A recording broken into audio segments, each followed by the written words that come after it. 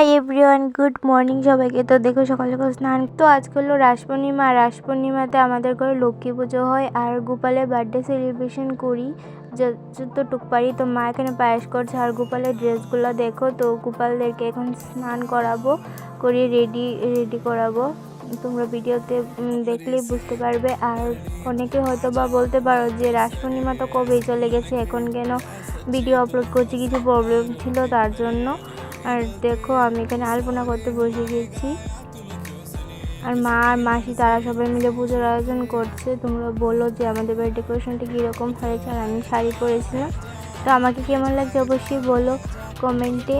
আর দেখো এখানে ঠাকুর মশাই এসে পড়েছে, এখানে পুজো করছে। তো তোমাদের যদি ভিডিওটা ভালো লাগে তাহলে পেজটা ফলো করো, লাইক কমেন্ট শেয়ার করো। আর কমেন্টে অবশ্যই বলো যে আমার ভিডিওগুলো কীরকম হয়। তো ভিডিওটা এখানেই শেষ করছি। Tata guys.